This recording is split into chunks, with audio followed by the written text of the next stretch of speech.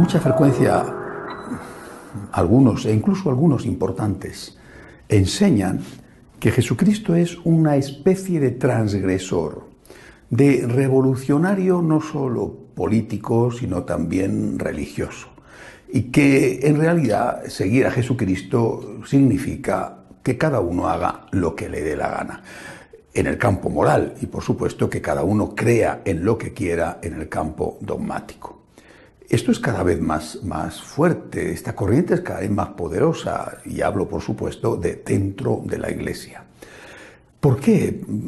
¿Por qué dicen por un lado que Jesucristo en nombre del amor predicaba una especie de libertinaje, no de libertad, que las cosas que ha enseñado San Pablo posteriormente, tan claras al respecto, no son fieles al espíritu de Jesucristo? Incluso algunos llegan a decir que San Pablo inventa el cristianismo, que el cristianismo de Jesús no es el cristianismo de San Pablo y de la Iglesia primitiva y por supuesto de la Iglesia posterior.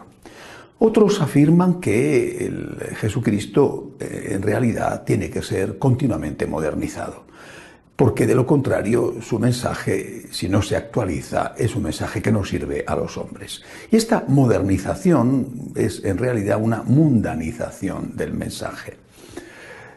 Llegan algunos incluso a decir que no nos podemos fiar de lo que enseñan los evangelios porque vaya usted a saber si en aquella época que no había grabadoras se recogieron fielmente las enseñanzas de Jesús. Así lo que se presenta es un mundo de confusión.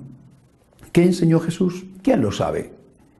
En el caso de que enseñara lo que dicen que enseñó, todo lo que dicen que enseñó, o una parte de lo que dicen que enseñó, en ese caso, incluso en ese caso, habría que ponerlo al día, habría que actualizarlo y modernizarlo, y por lo tanto eso, en el mejor de los casos, es solo un punto de referencia, pero no una ley que tengamos que cumplir.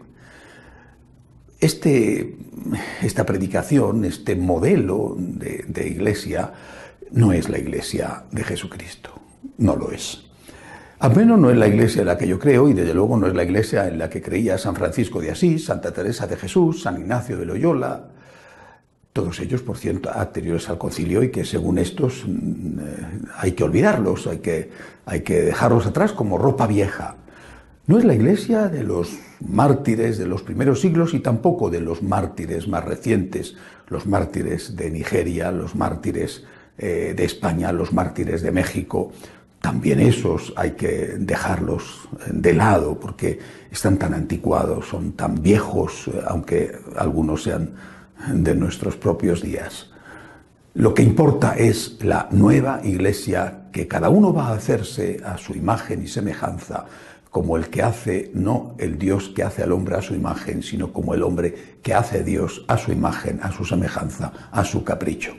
La nueva iglesia sería la iglesia que el mundo aplaude, no la iglesia fiel al Señor, que repito, vaya usted a saber, según estos, si existió y en el caso de que existiera, si lo que enseñó fue lo que dicen que enseñó.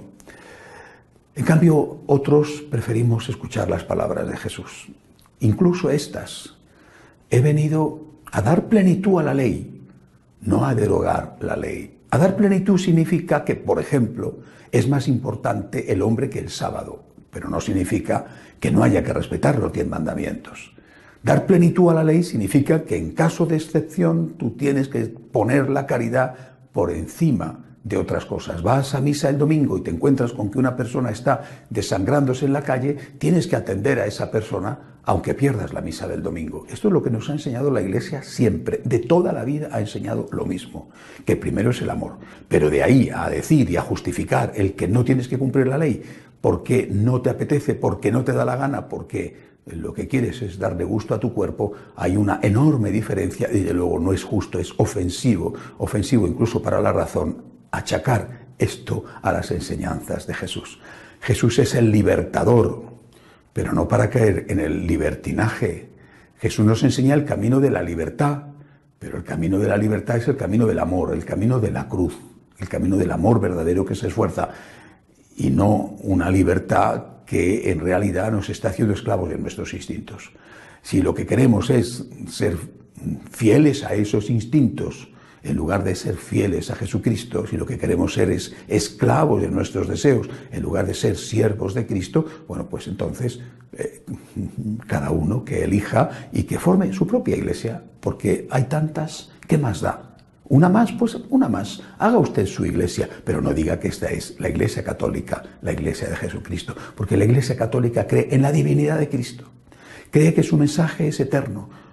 El cielo y la tierra pasarán, mis palabras no pasarán. La Iglesia Católica cree en esto.